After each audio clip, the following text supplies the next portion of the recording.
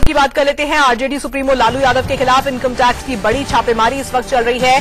1000 करोड़ की बेनामी संपत्ति के मामले में लालू के 22 ठिकानों पर छापे मारे जा रहे हैं।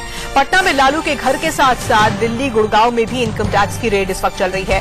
पूरा मामला 1000 करोड़ की बेनामी संपत्ति से जुड़ा हुआ है, जिसे लेकर ये छापेमारी की जा रही है। लालू के करीबी प्रेमचंद गुप्ता के ठिकानों पर भी इनकम टैक्स ने छापा मारा है। दिल्ली, गुड़गांव, पटना, हर जगह आयकर विभाग की ये बड़ी छापेमारी चल रही है। 22 ठिकाने हैं लालू प्रसाद यादव के और उनसे जुड़े हुए, जहां पर रेड इस वक्त चल रही है। रेट पड़ा है दिल्ली में, पता नहीं, उनका 22 ठिकाना तो है ही नहीं दिल्ली में। बाकी ठिकाना कहाँ है? मिलने आया था, बुलाए हैं मिलने के लिए क्या? हाँ, बुलाया गया ना, तो उसी रिलेटेड से उसी में अब काहे कंपनी नहीं पता है ना, बोले तो ये बात हुआ। नीतीश जी उन बातों की चर्चा कर रहे थे जिस बात की चर्चा हम बहुत पहले से ही कर रहे हैं, जब से आरोप लग रहे हैं उसी समय से, कि आरोप लग रहे हैं तो उसकी जांच होनी चाहिए और जांच सेंट्रल एजेंसी से होनी चाहिए।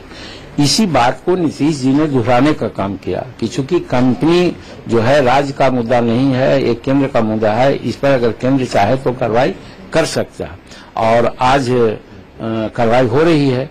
तो हम तो समझते हैं कि नीतीश कुमार जी जो न्यायिक बात थी, सामयिक बात थी, उन्होंने की थी। और ये भी हम कह सकते हैं कि भारत सरकार, नरेंद्र भाई मोदी जी की सरकार कानून सम्मत काम करने के लिए विख्यात है और कानून अपना काम करेगा, उस दृष्टिकोण से सारी कार्रवाई हो रही है। इसका स्वागत किया जाना चाहिए।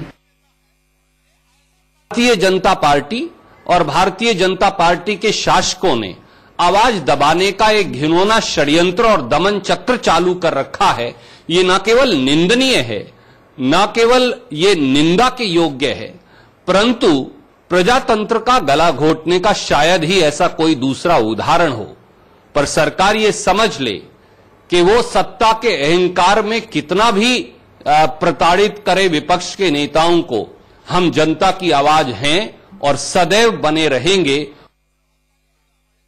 बात तो स्पष्ट है, जो गलत काम किए हैं, जो भ्रष्टाचार किए हैं, यदि उनको लगता है कोई राजनीतिक संरक्षण में वो इस प्रकार की अपनी गलतियों को सुधार सकते हैं, ये मोदी जी की नई इंडिया की भारत का जो कल्पना है उसमें ऐसा संभव नहीं है। जिन्होंने गलत काम किया, उस गलत काम के लिए जो भी सजा भुगतना है उसके लिए तैयार होना चाहिए।